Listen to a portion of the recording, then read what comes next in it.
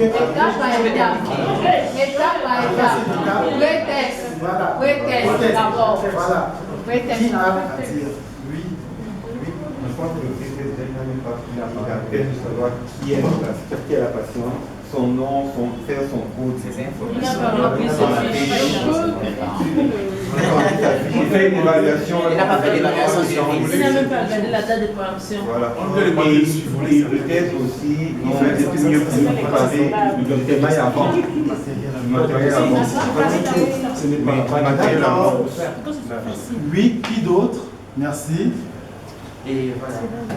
Il voulait déjà piquer, il n'a pas préparé le bénéficiaire en lui disant que tu vas te faire la pièce, je vais te piquer et ça va faire un peu mal. Il n'a pas encore modifié La préparation psychologique à la vie. D'accord. Mais tu parlais de. Il n'a pas préparé modifié le détermine. Ok. Oui. Son matériel n'est pas préparé du tout. Parce que d'abord, il va mettre. Ok. Oui. Au moins, il n'a même pas d'abord déjà rassuré, n'est-ce pas, la patiente. Nous rassurer. Ok. Oui. Rassurer la patiente. Tout son matériel n'a pas été préparé. D'accord. Il a pris la mauvaise position en fait. Ok. Parce qu'après j'étais comme moi. Donc, Oui. Quand je disais tout à l'heure, il n'a même pas la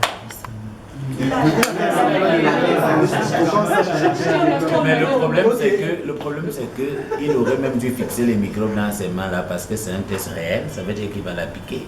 Il aurait dû fixer au moins avec l'alcool. Ok. Qui d'autre? Merci beaucoup pour les remarques. Tu te retrouves dans ça, non? Voilà. Effectivement, on a besoin de ça pour se corriger.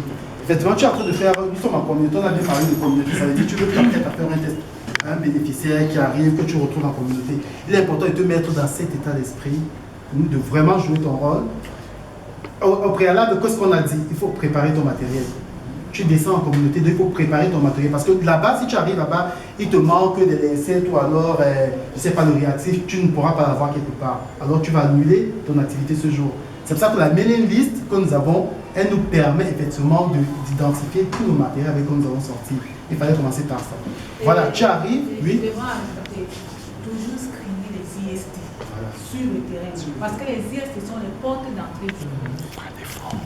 Toujours les screener.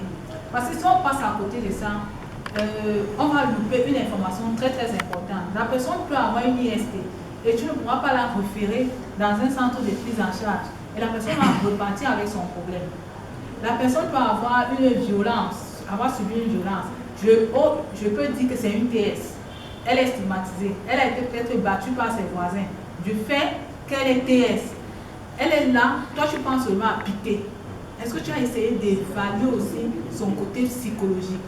C'est peut-être que dans toutes les assos on ne fait pas ça. Mais je vous encourage à mettre ça aussi dans votre package de services. Les violences que les autres peuvent subir, soit à cause de leur orientation, soit à cause de leur obédience religieuse. De toutes les façons, nous subissons les violences à tous les niveaux. Qu'on soit de la cible ou pas de la cible. Il faut toujours rechercher cela auprès de la personne. Ok. Maintenant, tu es en communauté, tu as ton patient qui est là, tu as ton matériel qui est là, tu es en plein counseling. Tu n'as pas pris, il faut prendre le nom de la personne. Il faut te présenter toi-même parce qu'elle doit savoir à qui elle a affaire, qui tu es, de quelle structure tu viens. Il est important de partager ça avec les clients, la cliente.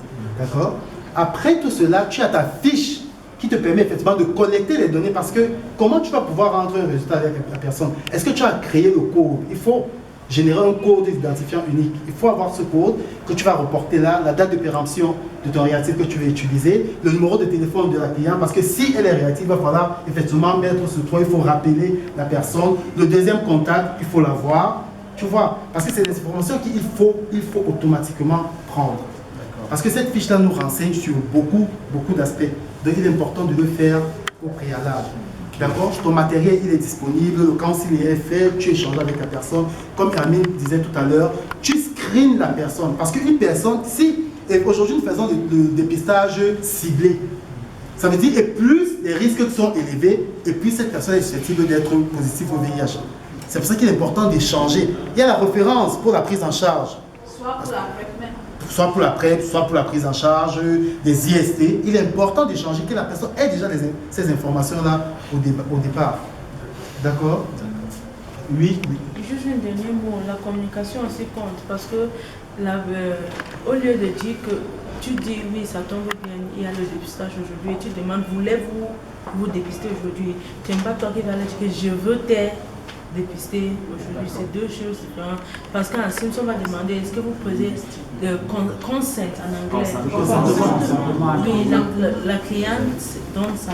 Bon, c'est cette question, voulez-vous? Do you want to have the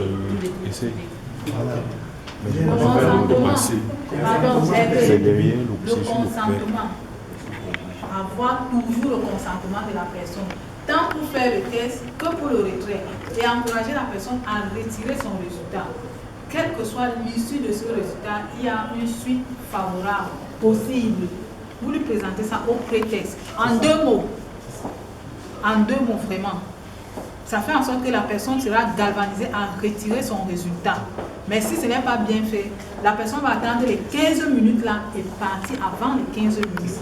Parce que vous ne l'avez pas préparé à cette attente de 15 minutes. Et cette relation de confiance, c'est au niveau du post-test qu'il faut créer cette relation de confiance. C'est au pré-test qu'il faut créer cette relation de confiance. Que cette personne-là soit capable de te dire des choses, de revenir prendre son résultat parce qu'elle est contente des échanges qu'elle a eu avec toi. Parce que les gens oublient, cet échange qu'on a au pré-test est très important. Ça crée des liens entre le client et toi. C'est cette relation de confiance qui permet au client de pouvoir s'ouvrir. Peut-être qu'elle arrive même là, elle a déjà eu à faire son test. Elle connaît même peut-être le résultat. Elle est peut-être même déjà sous traitement. Et elle est venue par rapport à autre chose, peut-être refaire le test. Mais juste parce que tu as créé cette relation de confiance, elle arrive à te dire des choses sans toutefois même passer par le dépistage. Tu as économisé des réactifs.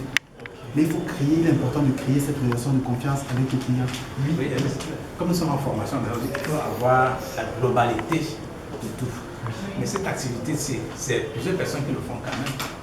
Je veux dire, par exemple, tu as 100 patients à tester.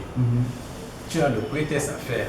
Mais c'est pas toi qui fais le pré-test, c'est les autres pré-éducateurs qui le font. Mais c'est toi qui vas... Là, nous parlons du dépistage démédicalisé. Ça veut dire que tu as tout le package.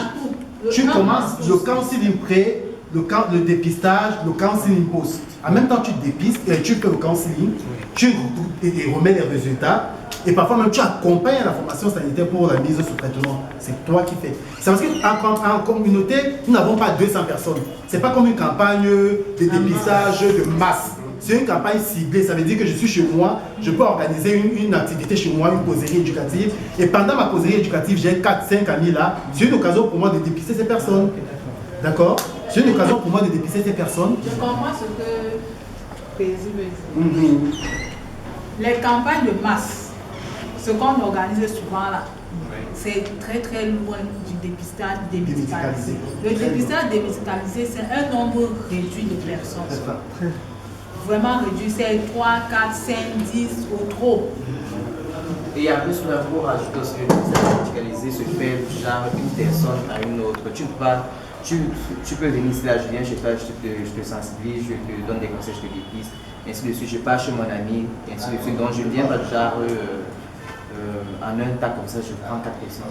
Tu ne mobilises pas 5 personnes pour faire. Tu pars de maison à maison, maison à maison. C'est pour ça qu'on dit, quand tu fais ton doc ou c'est-à-dire porte à porte, tu sensibilises, tu peux sensibiliser. Tu fais ton screening, tu proposes, ainsi de suite. L'essentiel, ce n'est pas de perdre l'opportunité de dépister. Voilà. On devient comme des témoins de Jéhovah, sans plus voir.